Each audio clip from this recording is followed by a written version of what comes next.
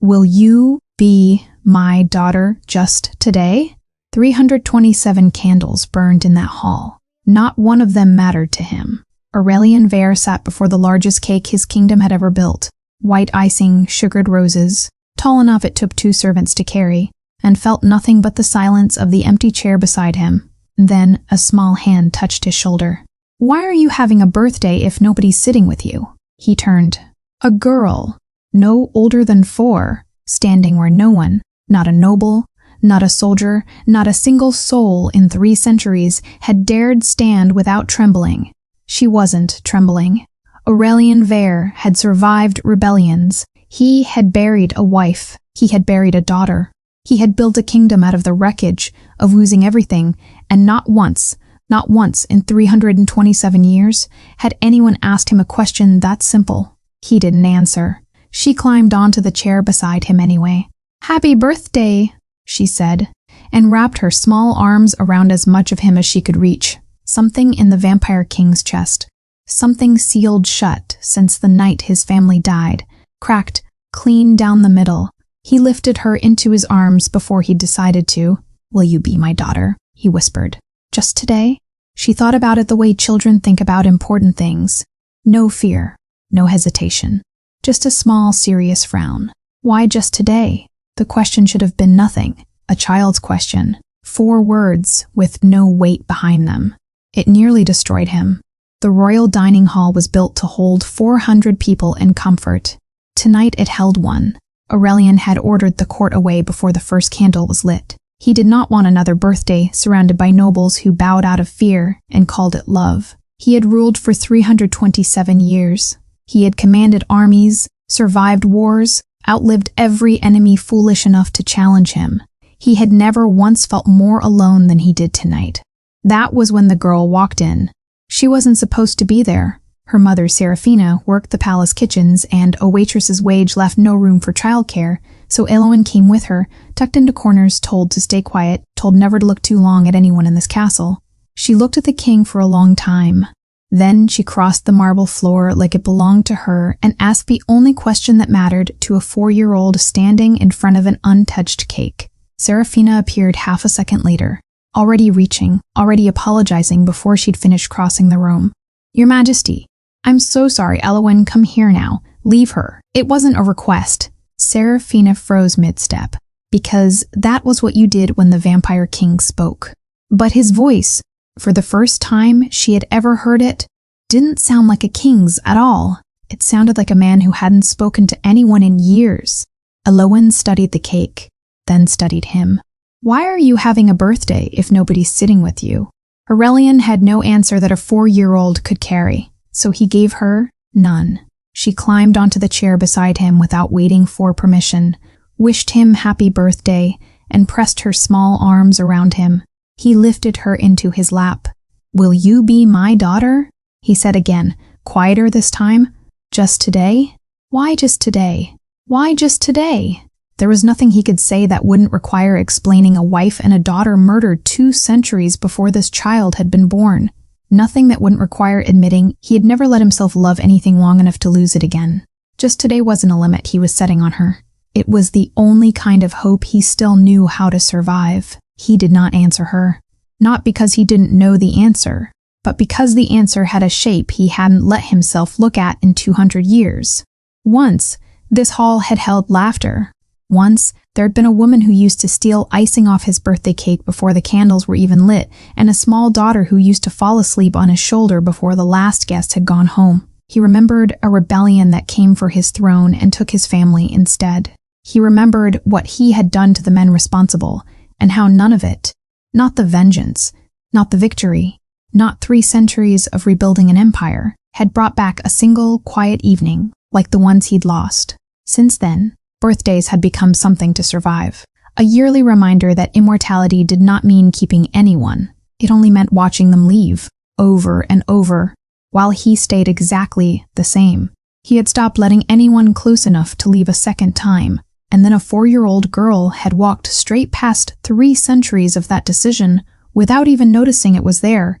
Eloin reached toward the cake, entirely unaware she had just asked the one question he had spent 3 centuries avoiding. You shouldn't be alone on your birthday, she said, like it was the simplest fact in the world. Aurelian looked at Seraphina, still rigid by the door, still braced for a punishment that wasn't coming. Then he looked back down at the girl in his arms. Then perhaps, he said, you should stay. Seraphina's breath caught. Whatever she had expected walking into this hall tonight, it wasn't the most feared king in the realm asking her daughter not to leave. She had no way of knowing yet that this single sentence would unmake everything she believed about monsters, about kings, and about the man every story in this kingdom had taught her to fear. She had no way of knowing either that her daughter had just wandered into the one thing every vampire noble in this castle feared most, a king who had finally found a reason to stop being careful. The candles kept burning. The cake sat untouched between them, roses melting slowly under the heat of 100 small flames neither of them cared about anymore. For the first time in 327 years, Aurelian Vere did not want the candles to go out. He held the girl a little tighter, as if some part of him already understood that this one evening was going to cost him everything he thought he'd stopped wanting and give him back everything he thought he'd already lost for good. Seraphina didn't move. Your Majesty, we should go. It's late, and Elowen has. Stay for dinner. The words came out plain, almost startled, as if he hadn't planned to say them either. Seraphina looked at him the way you look at a locked door that's just swung open on its own, grateful for nothing, suspicious of everything. I don't think that's a good idea. She didn't trust him. She'd grown up on stories about this castle, about a king who buried enemies beneath his own gardens, who hadn't smiled in 100 years, who fed on grief the way other men fed on wine. None of those stories had prepared her for a man quietly asking a 4-year-old to stay for cake. Aurelian didn't press her. He didn't remind her who he was, or what he could command. You may leave whenever you wish, he said. Both of you. No one will stop you. That was the part that undid her, not the offer. The fact that he seemed to already know she needed to hear it. She stayed. Elowen took to the castle the way water takes to a crack in stone, finding every gap, filling every silence. Why are there so many empty rooms? Because there used to be more people in them, Aurelian said. Where'd they go? Away. She considered this with the seriousness of someone twice her age, then moved on to the next question, because that was how Elowen's mind worked. One door closing, another already opening. Why does nobody smile here? They're afraid of me. That's silly, you're not scary. Tell that to my council. Why does everyone bow? Because I'm the king. Do I have to bow? No. Good. I have to bow? No. Good. I don't like it. It hurts my knees. By the time they reached the dining hall, she'd asked why he wore so much black. Because it doesn't show blood, he said, and instantly regretted it when her eyes went wide with delight instead of horror. And why he never went outside during the day. The sun doesn't agree with me, he told her. Does it hurt? It would kill me. Elowen nodded slowly, filing this away like a fact about weather. Then you should only go outside at night. That's what I do when Mommy says it's too hot. Seraphina, trailing a few steps behind, pressed a hand over her mouth to keep from laughing. It was the first time in 3 years she'd heard the Vampire King sound almost human. Dinner was served in the smaller hall. Smaller being a relative word, since it still sat 40. Elowen knelt on her chair to reach her plate, and in doing so, knocked her elbow squarely into the crown resting on the table beside Aurelian's place setting. It hit the floor with a sound like a bell breaking. The room went silent. A servant near the wall actually flinched, bracing for something none of them wanted to see. No one touched that crown. No one breathed near that crown. Aurelian bent, picked it up himself, and turned it over once in his hands. Then he set it on Elowen's head. It slid down over one eyebrow, far too large, tilting like a crooked halo. She blinked up at him from underneath it, unbothered, as if crowns landing on small children happened every day. It looks better on you, he said. Somewhere down the table, a goblet was set down a little too hard. Nobody in that hall had seen Aurelian Vere let anyone touch that crown, let alone wear it. Seraphina watched him watch her daughter, and something in her chest quietly rearranged itself. She'd been told the king never let anyone close. She was starting to understand that wasn't the same as never wanting to. He asked before he touched Elowen's hair to fix the crown. He waited when she wanted to finish a sentence, even when it wandered nowhere. He let her laugh at him, openly, and didn't so much as blink. None of it matched the man in the stories.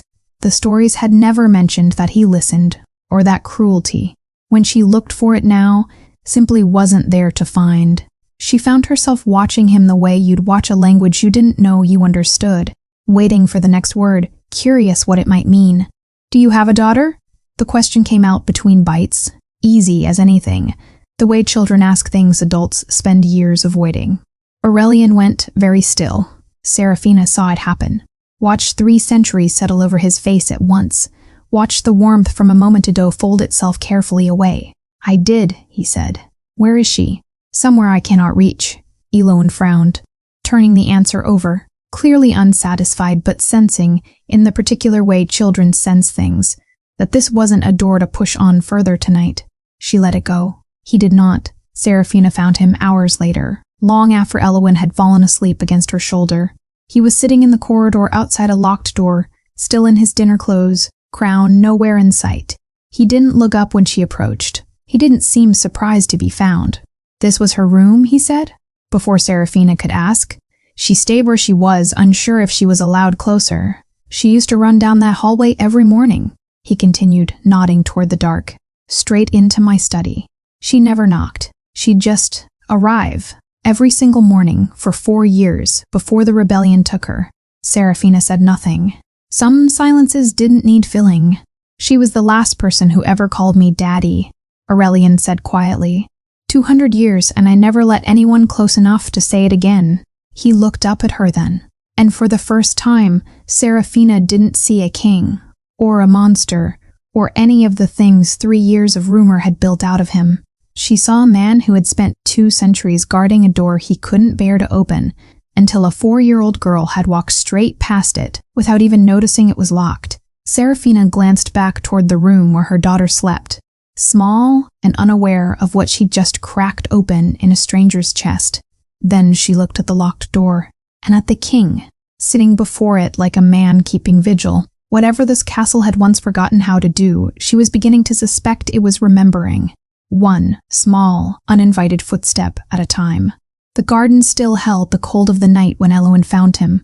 Aurelian sat on a stone bench near the fountain, still as the statues around him, watching the sky change from black to gray. He hadn't slept. He rarely did, but tonight sleep hadn't even pretended to be an option. Small footsteps crossed the wet grass behind him. "I brought you these." He turned. Eloin stood there in a nightdress 2 sizes too large, offering him a fistful of dandelions, their stems bent and leaking green onto her fingers. "Those are weeds," he said. "They're pretty weeds." He looked at them for a long moment, really looked, the way he hadn't looked at anything small and ordinary in longer than he could count. He kept them. Over the days that followed, Eloin did to the castle what centuries of grief had never managed to undo. She brought him flowers every morning, always weeds, always presented like treasure. She sat beside him at breakfast and asked questions no one had asked him in 200 years. "What was your mother like? Did you have a dog? Were you scared of the dark when you were little?" "Qings aren't supposed to be scared of anything," he told her once. "That's silly. Everyone's scared of something." He didn't have an answer for that one either. She was collecting quite a few of those. She dragged him into a game of hide-and-seek that ended with the King of Verath crouched behind a tapestry older than his grandfather, biting back laughter while a search party of exactly 1 4-year-old stomped past twice without finding him. She drew pictures of the castle in charcoal and colored pencil, towers too tall, windows too round, and always in the corner. A small figure with silver hair holding a smaller figure's hand. She tied ribbons around the necks of the marble statues in the east corridor. Nobody removed them. Nobody dared. She insisted, with the full weight of her authority, that he try a strawberry tart from the kitchens. "It's good," he admitted, surprised. "Told you." She renamed his throne. Not to his face, at first. He heard her whisper it to a servant, matter-of-fact, like she was correcting a mistake everyone else had somehow missed. The lonely chair. He sat in it that evening and, for the first time, understood exactly what she meant. By the end of the week, he was laughing. Not the dry, formal exhale he used in council meetings, but something that came from somewhere he'd stopped visiting. The servants noticed. They didn't say anything. Nobody in this castle said anything about the king out loud, but smiles had started appearing in hallways that hadn't held one in decades. Serafina watched all of it from the edges, the way she watched everything now, carefully, and with less fear each day than the one before. What struck her wasn't the laughter. It was the patience underneath it. He never once raised his voice with Elowen, even when her questions ran in circles for an hour. He asked before touching her, before fixing her hair ribbon, before lifting her onto a chair she couldn't reach herself. He gave her room to be loud, to interrupt, to be exactly as much as she was, without once asking her to be smaller. One evening, after Elowen had talked through an entire dinner without pausing for breath, Serafina caught Aurelian alone in the corridor and apologized. She doesn't know when to stop. I'm sorry, she must exhaust you. Don't apologize, he said, for giving me something I thought I would never hear again. Serafina didn't have a response for that. She wasn't sure one existed. She found the room by accident. She'd taken a wrong turn looking for the kitchens, and a door stood ajar at the end of an unfamiliar hallway. She only meant to glance inside. A child's wooden horse, its paint worn smooth by small hands. A faded ribbon, folded with more care than fabric usually earned. A tiny silver crown, size for a head far smaller than Elowen's. Paintings. A woman with kind eyes. A girl no older than 4, both smiling at something outside the frame. A single dried flower pressed flat beneath glass. And on the desk, a handwritten note in a child's careful, uneven letters. Happy birthday, Papa. I love you forever. Her birthday gift to me, Aurelian said from the doorway. The last one she ever gave. Serafina turned, expecting anger. She found none. She died on my birthday, he said quietly. The rebellion came that night, the one night every guard was occupied with the celebration instead of the walls. I have hated the day ever since. Every year it returns, and every year I remember exactly what it cost me to be celebrated. Serafina understood, then what she should have understood from the very first night. He hadn't asked Elowen to be his daughter because he wanted to replace the one he'd lost. He'd asked because for one evening, surrounded by more candles than scents, a small girl had looked at him without an ounce of fear and reminded him what it had once felt like to be loved without needing to earn it. She looked around the small, quiet room, at the horse, the ribbon, the crown too small for anyone now living in this castle, and understood something else too. He hadn't shown her this room by accident. Some part of him had wanted her to see it, wanted someone, finally, to know the whole shape of what he'd been carrying alone. Thank you for telling me, she said. He nodded, once, and for a moment neither of them said anything else. It wasn't an uncomfortable silence. It was the kind two people share when a door has quietly opened between them, and both know better than to rush through it. They found Elowen the next morning in the garden, palm pressed flat against the old fountain stone, humming to herself. Beneath her hand, faint and pale as moonlight on water, a symbol had begun to glow. Aurelian's blood went cold before he understood why. He summoned Baelor, his oldest advisor. Within minutes, the old vampire took one look at the mark and went the color of ash. Your Majesty, he whispered, voice barely holding steady, that mark belongs to the first queen. Your Majesty, that mark belongs to the first queen. Baelor's voice hadn't finished shaking before Aurelian was already moving, scooping Elowen up from the fountain's edge before she could ask why everyone had gone so quiet. I want her lineage traced, Aurelian said. Every record we have. Tonight, Serafina's hands went cold. Traced? Traced for what? I need to understand what she carries. What she carries. Serafina stepped between him and the door. Something fierce rising in her that hadn't been there a week ago, back when she was still afraid to speak first. You're talking about my daughter like she's a ledger, like she's something to be filed and studied. Serafina, I've heard what your kind does with bloodlines that matter. I won't let them take her. Aurelian set Elowen gently down, crouched to her eye level, and held Serafina's gaze without flinching from it.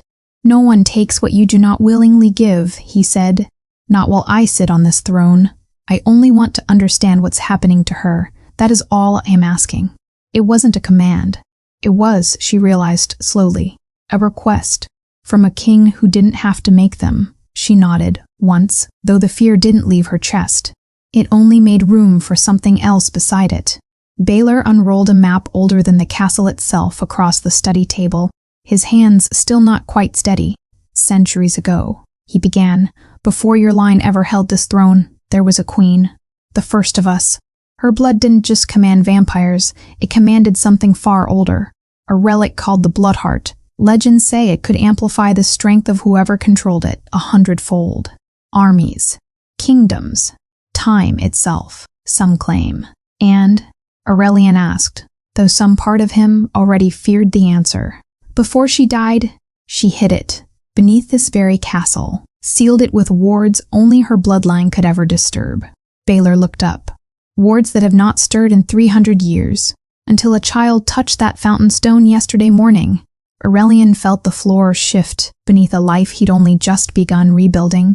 She's human, he said. How could she possibly? The first queen's line didn't end when she died, Your Majesty. It thinned, scattered, bred into human families who never knew what slept in their blood. Eloin is not the daughter of a vampire noble. Baylor's voice dropped. She is the last living descendant of the woman who buried the most dangerous power our kind has ever known. By nightfall, the council chamber was louder than Aurelian had heard it in a decade. She should be under guard, one noble insisted. Protected.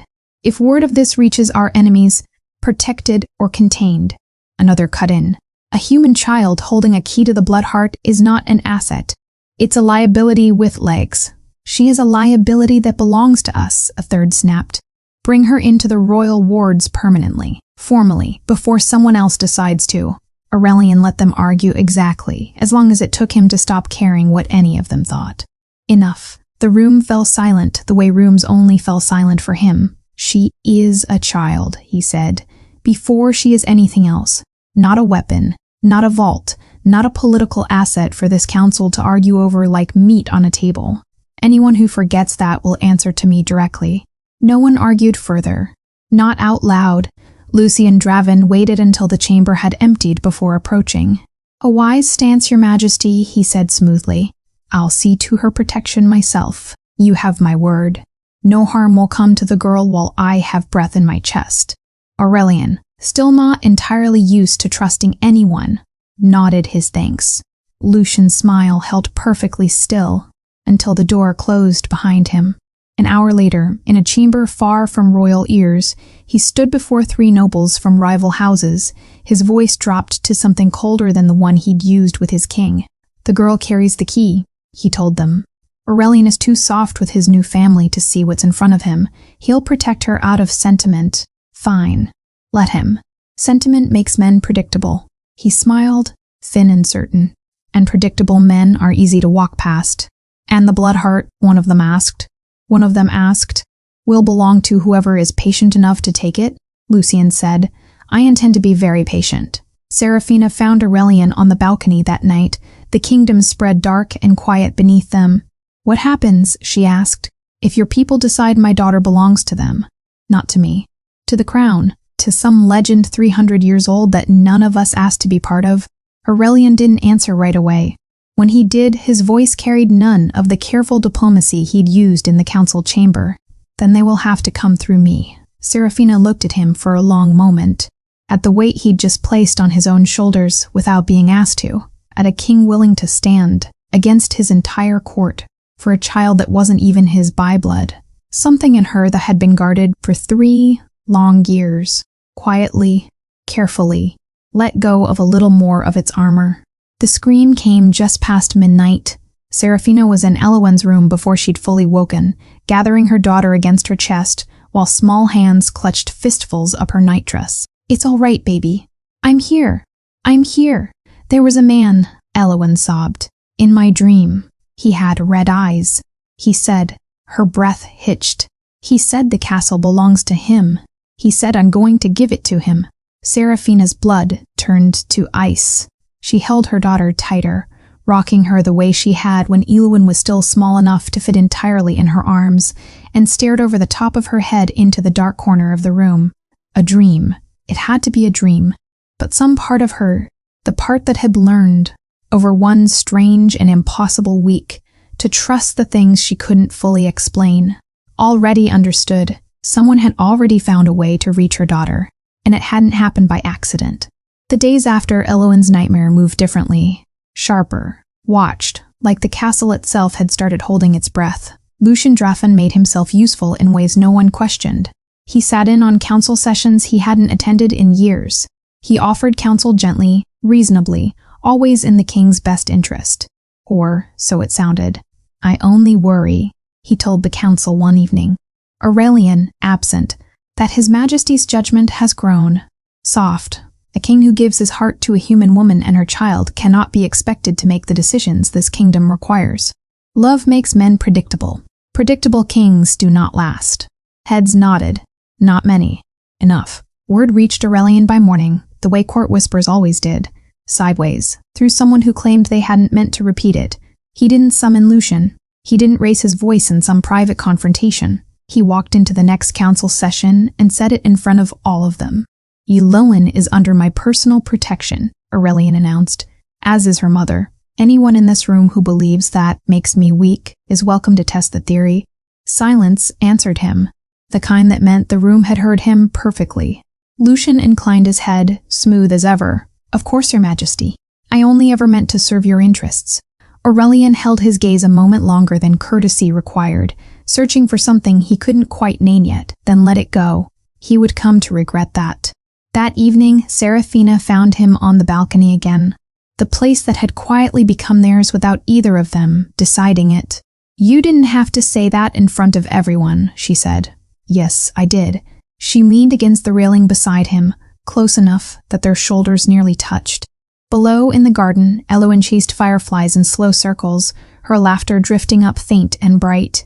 "I have lived for centuries," Aurelian said quietly, "without wanting tomorrow. Immortality stops meaning anything when there's no one left to spend it with. I stopped counting the days a long time ago. There didn't seem to be a reason to. And now?" He looked down at Eloin, chasing light across the grass like it was the only thing in the world worth catching. "Now tomorrow feels too far away." Seraphina turned to look at him properly, and for a moment, neither of them said anything at all. The distance between them had been shrinking for days, in ways neither had named out loud. A hand that lingered too long, a glance that didn't look away first. He leaned in. She didn't move back. Then, a breath from her lips, Aurelian stopped. "I can't," he said, pulling back, something like panic behind his eyes. "If I love you, if I let myself have this, I will lose you eventually. Everyone I have ever loved, I have lost. I won't survive losing you too." Seraphina reached up and pressed her palm flat against his chest, over the place where a heart that shouldn't still ache, still did. "You can't protect yourself from loss," she said, "by refusing to love. That's not safety, Aurelian. That's just a slower kind of losing. Losing it before you even get to keep it." He didn't answer, but he didn't step further away either. Lucian moved that same night, while the castle slept, and its king stood distracted on a balcony he no longer guarded quite so carefully. The underground passage hadn't been used in 3 centuries, sealed, forgotten, its entrance hidden behind a false wall in the old armory. Lucian knew exactly where to find it. He had spent weeks learning. The first ward, the one nearest the surface, had already gone dark. Cracked open, its ancient light extinguished, exactly as it had been since the morning Eloin touched the fountain stone above. Lucian smiled in the dark. "The first seal is open," he murmured to the shadows around him. Shadows that were, in fact, 3 rival nobles who'd followed him down without a single guard noticing. "The king's weakness has given us the key. He's so busy falling in love with a waitress and her child, he hasn't noticed his entire foundation cracking beneath his feet." "And the girl?" one of them asked. "Leave the girl to me." The attack came an hour before dawn. A shape moved through the servants' corridor outside Eloin's room. Quiet, practiced, the kind of quiet that only came from training inside the palace itself. Aurelian felt it before he heard it, some old instinct sharpened by 3 centuries of war, and reached the hallway just as the figure's hand closed on the door handle. He moved faster than the assassin could react. The fight was brief and brutal, ending with the intruder pinned against the stone wall, Aurelian's forearm at his throat. "Who sent you?" Aurelian said. Not a question, a demand. The assassin said nothing, until Aurelian tore back the man's hood and recognized the palace crest stitched into his collar. One of his own guards. Someone inside his own court had turned a member of his own household against a sleeping child. Aurelian's blood ran colder than it had in centuries. He had been so focused on Seraphina, on Elowen, on the fragile, impossible thing growing between them, that he hadn't seen the danger closing in from inside his own walls. He knocked the assassin unconscious and ran. Elowen's door stood open. The bed was empty, sheets thrown back, still warm. The window hung wide against the night air, curtains moving in a breeze that shouldn't have been there. This room was 3 floors up, and no ordinary intruder climbed that high without wings. Aurelian crossed the room in 2 strides, heart hammering with a fear he hadn't let himself feel in 200 years. On the floor beneath the windowsill lay a single black feather, dark as the space between stars, and unmistakably not from any bird that belonged to this world. He stood frozen 1 heartbeat before the king who'd spent a week learning to laugh again remembered exactly what he'd once been capable of when someone he loved was taken from him. He had sworn after the last time that he would never again be slow enough to lose what mattered. He was not going to be slow tonight. Baylor! His voice tore through the sleeping castle like a blade through silk. Wake the guard. Wake all of them. My daughter is gone. The castle came alive with a violence it hadn't known in 300 years. Every gate sealed. Every corridor lit. Guards moved through the halls at a run, torches and blades drawn, while Baylor barked orders that no one questioned twice. Seraphina reached Elowen's room seconds after Aurelian's shout tore through the stone, and the sight of the empty bed took the strength out of her legs entirely. She sank to the floor beside it, hands pressed over her mouth, a sound coming out of her that wasn't quite a scream and wasn't quite anything with a name. She was right here, Seraphina choked. I put her to bed myself. I sang to her. Aurelian knelt beside her, and for a moment neither of them spoke. He was calm, unnaturally terrifyingly calm. The kind of stillness that came from a man who had learned, centuries ago, that panic solved nothing and cost everything. I will find her, he said. You don't know that. I know that I will not stop until I do. He rose, and when he turned to face the guards assembling in the hallway, his voice carried through the entire wing. Find my daughter, not the girl, not the child under my protection, my daughter. He said it in front of every soldier, every servant, every noble who had whispered about his weakness behind closed doors, and he said it like it had always been true. The trail wasn't hard to find. Once Aurelian stopped looking for subtlety and started looking for arrogance. Black feathers, a broken wardstone in the old armory, a guard's crest on a man who should never have been near that hallway. Lucian, Baylor said grimly, laying the evidence across the study table. It has to be. He's been asking questions about the underground passage for weeks. I thought it was scholarly interest. It was reconnaissance. Aurelian's jaw tightened. He means to take her beneath the castle, use her blood to open the blood heart himself. Then we go now. We go prepared. Aurelian's eyes were flint. He has had weeks to plan this. I intend to end it in 1 night. Seraphina didn't wait for permission.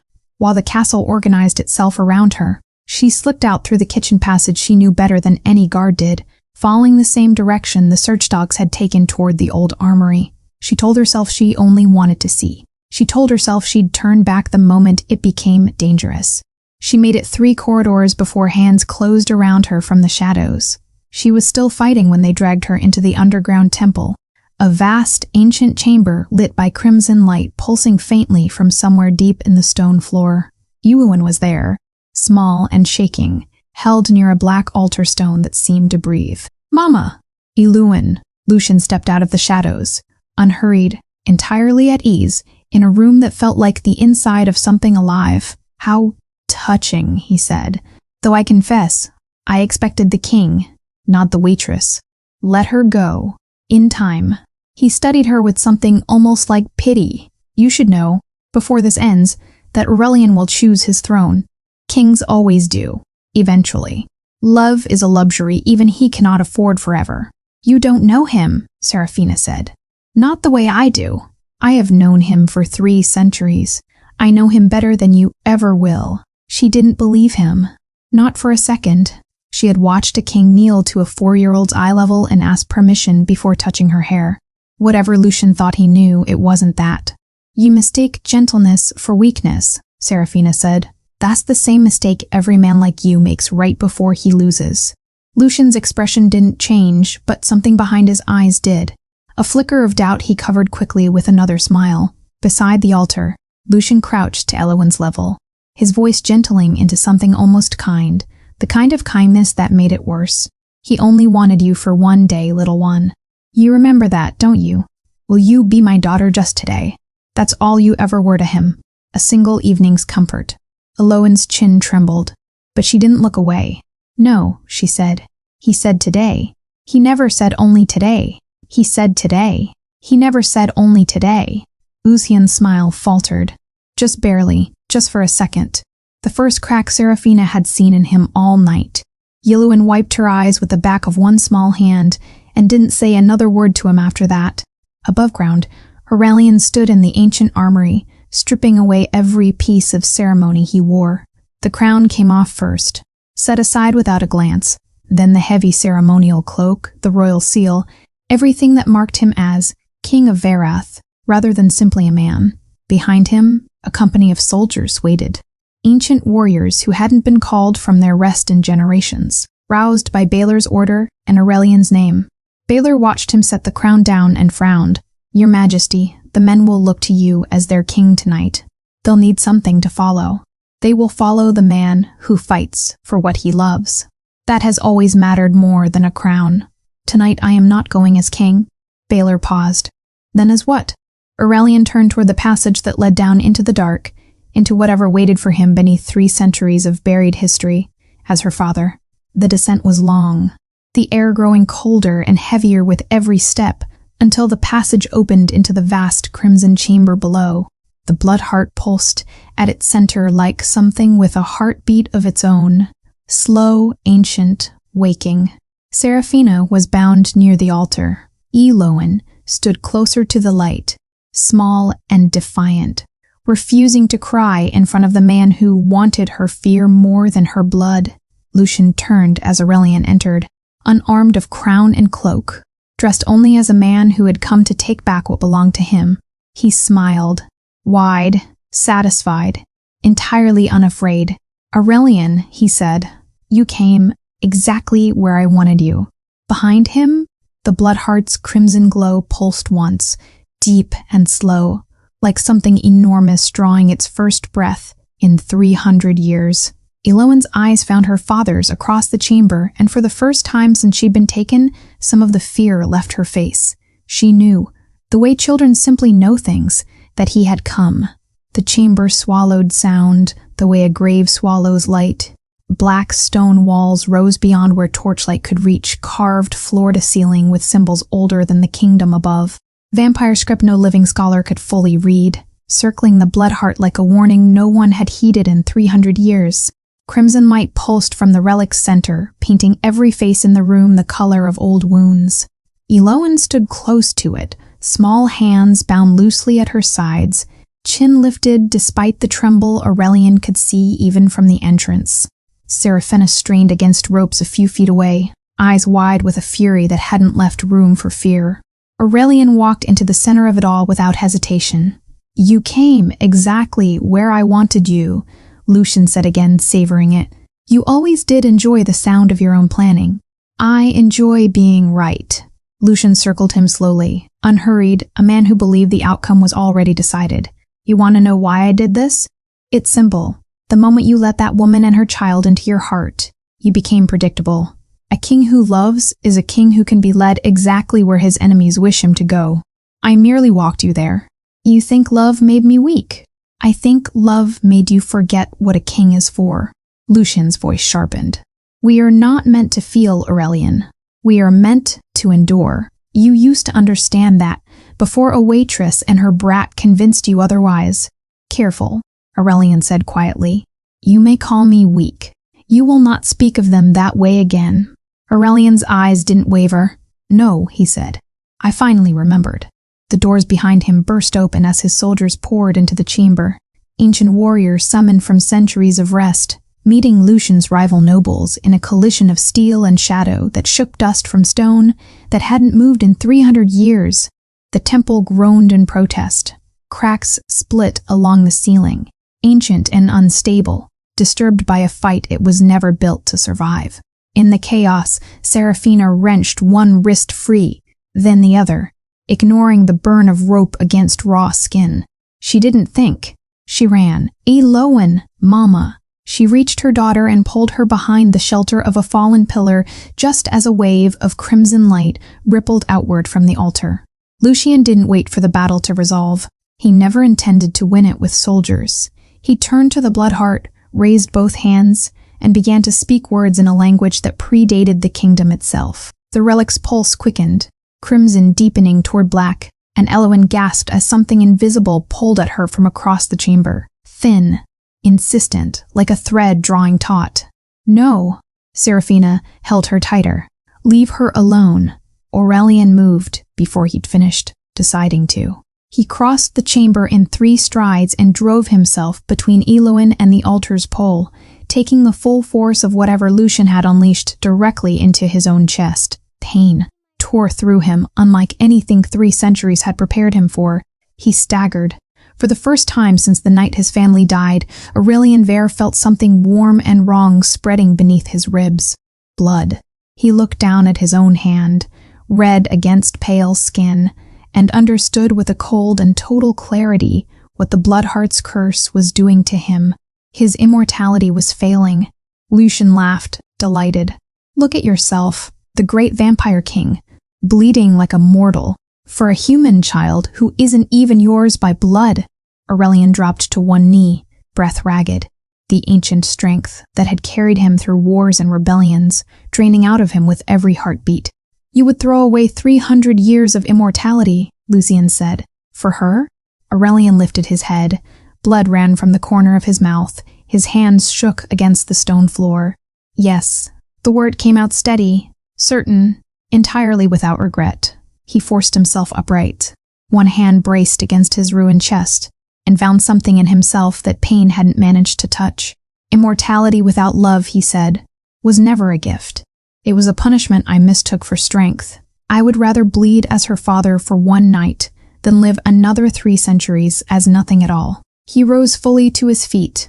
Lucian's smile finally, visibly, faltered. Eloan slipped free of Serafina's arms before her mother could stop her. Eloan, no. But the girl was already crossing the chamber, small and fearless, weaving between fallen stone and clashing steel toward the man kneeling in his own blood. She reached him and grabbed his hand. The mark on her palm, the one that had first glowed faintly beneath a garden fountain. The mark of the first queen, sleeping quietly in her blood for 300 years, flared to sudden, brilliant life. The Bloodheart's pulse stuttered. It had been summoned by Lucian's command, forced awake by his ritual and his will. But relics that old did not answer to force. They answered to blood, and to choice. And in this chamber, only one choice had ever been freely given. Eloan hadn't been dragged to this altar willingly, but she had crossed this floor on her own 2 feet of her own will to reach the man who had asked her to be his daughter and meant it. The crimson light shuddered, then began to change, not toward Lucian, who had spent weeks orchestrating this moment, but toward the small hand gripping Aurelian's and the choice behind it. "No," Lucian breathed, taking a step back. "No, that's not. The ritual was mine. The power answers to the one who wakes it." "It answers," Aurelian said, rising to his full height despite the blood still soaking through his shirt. "To the one who deserves it." The Bloodheart's light turned, violent and absolute, and surged directly toward Lucian. He screamed as the ancient power he had spent weeks trying to steal turned on him instead. Crimson fire tearing through the chamber, ripping cracks through walls that had stood for 3 centuries, the entire temple beginning to buckle around them all. The ceiling above them groaned, then split. Stone began to fall. Somewhere in the chaos, Serafina screamed her daughter's name, reaching through smoke and falling rubble toward the 2 figures still standing at the heart of a dying temple. One small hand still locked inside the other, neither willing to let go. Stone rained down around them as the temple tore itself apart. Serafina scooped Eloan up and ran for the nearest archway, shielding her daughter's head with one arm, while debris shattered against the floor behind them. Aurelian turned back toward Lucian, blood still soaking through his shirt, every step costing him more than the last. Lucian staggered upright amid the wreckage, laughing. A broken, desperate sound. "Finish it then," he said. "Kill me. Prove you're still the king I remember, the one who burned an entire rebellion to ash without blinking." Aurelian advanced, weakened but steady, and struck him down with a single blow that ended whatever fight remained in him. Lucian lay in the rubble, waiting for the killing strike. It never came. "That king died the night his family did," Aurelian said. "I buried him myself. I won't dig him back up for you." He turned to the soldiers fighting their way through the collapsing chamber. "Bind him.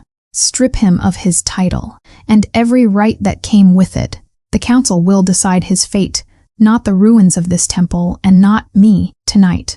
Lucian's mouth twisted with something between fury and disbelief, but the soldiers dragged him away before he found the words for either. Aurelian watched him go, and felt none of the satisfaction he might once have expected from a moment like this. Only tiredness, and the quiet certainty that he had made the right choice. The choice the man he used to be would never have understood. The blood heart pulsed once more, weaker now, its crimson light guttering like a candle fighting a draft. Aurelian felt it reach for him, not with violence this time, but with something almost like temptation, an offering, pressed directly into the wound still bleeding beneath his ribs. "Take it." The ancient power seemed to whisper without words, without sound, straight into the oldest part of him. "Reclaim what you were. Full strength, true immortality, restored and unbreakable. All you must do is let go of what made you weak enough to bleed tonight." He understood, with total clarity, what it was offering. 300 years of power undiminished, a body that would never again know pain or fear or loss, and a heart sealed shut behind it. The same heart a 4-year-old girl had spent one impossible week teaching him how to use again. He didn't hesitate. "No," he said, aloud, to a relic that had no ears to hear him with. "I already made this choice once tonight. I'm not making it twice."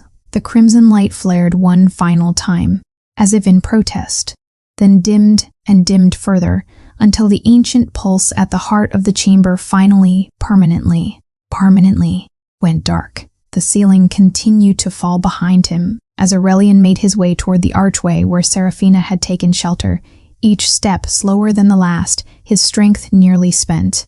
He found them just beyond the collapsing chamber, in a corridor still holding against the tremors, shaking the temple apart. Elowen broke free of her mother's arms the moment she saw him and ran, small feet flying across broken stone, straight into legs that could barely hold him upright anymore.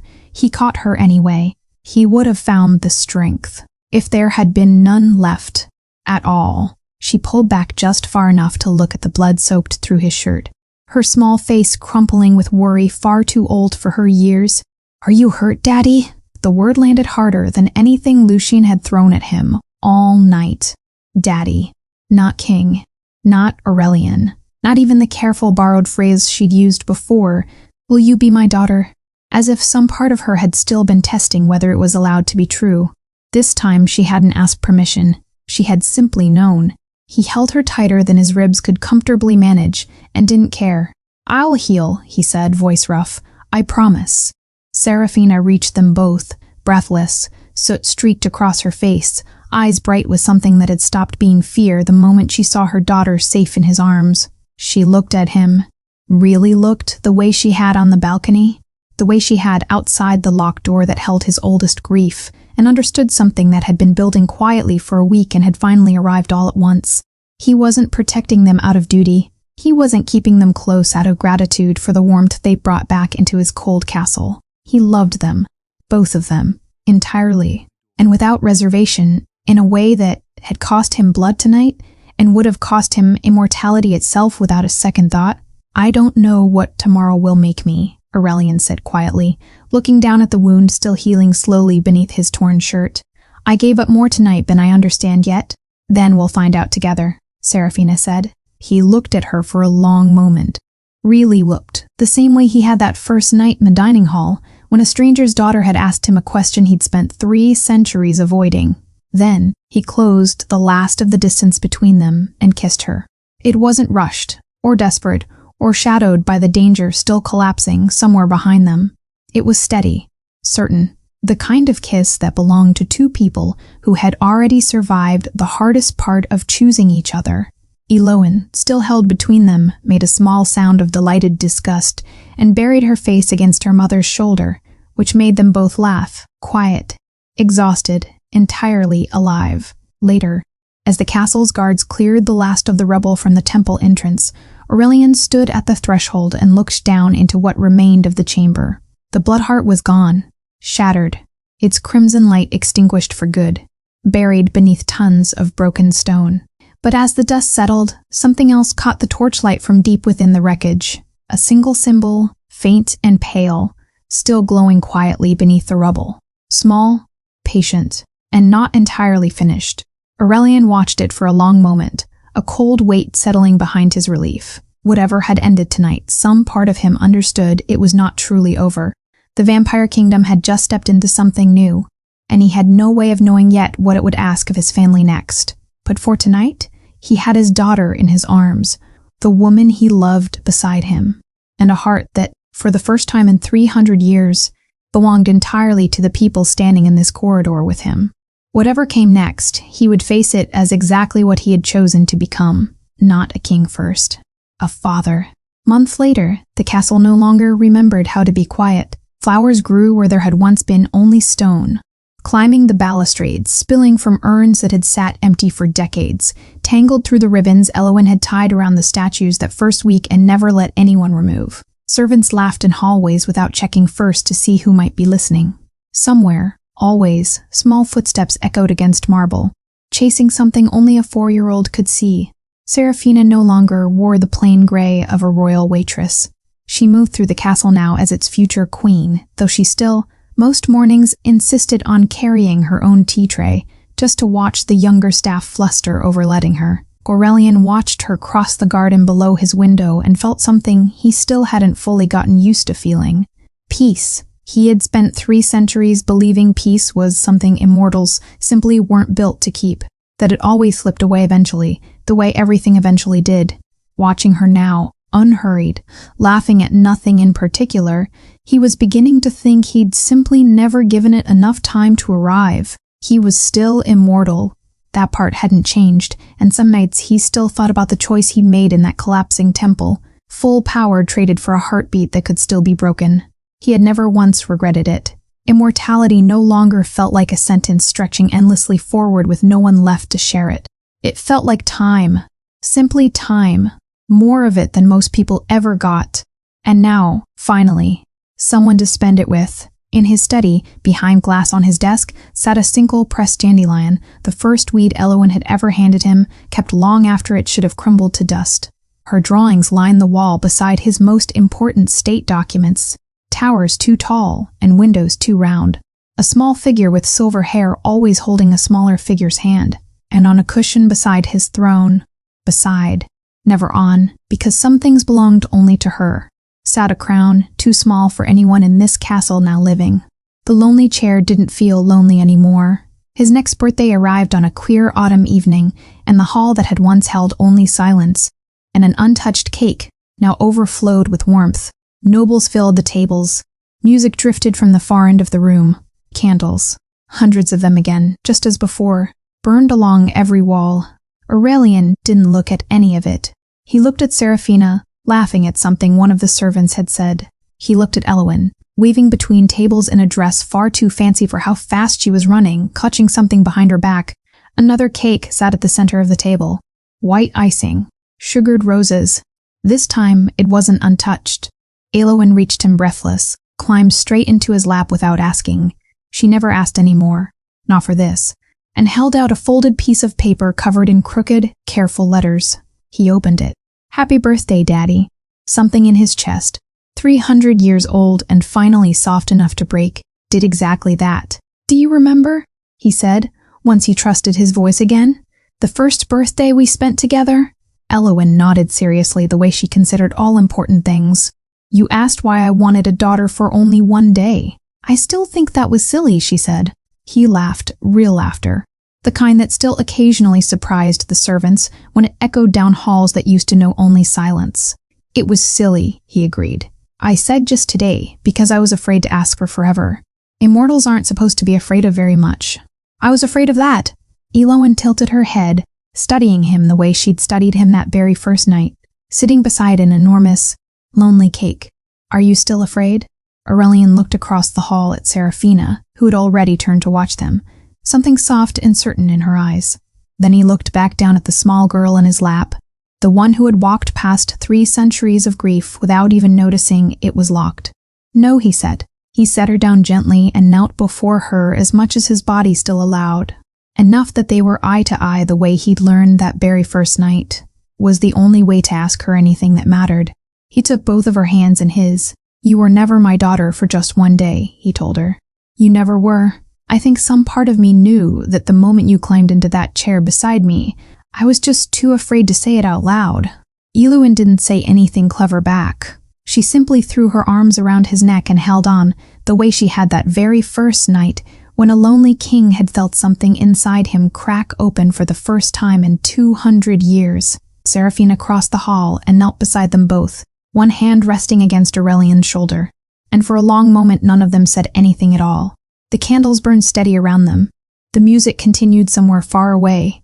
The whole court watched a king who had once ruled through fear, now kneeling on his own dining hall floor, holding his family like they were the only thing in 300 years that had ever truly belonged to him. Because they were. Love, Aurelian understood now, had never made his immortality painful. It had simply been waiting, patiently, for him to stop being afraid of it. Eternity without someone to share it had only ever been an empty hall and an untouched cake. Eternity with someone, exactly this, was the only kind worth having. Why just today? Elowen asked again, softly this time, into his shoulder. Not a real question anymore, just an echo of the one that had started everything. Aurelian smiled, tears finally slipping free. Because I didn't know how to ask for forever.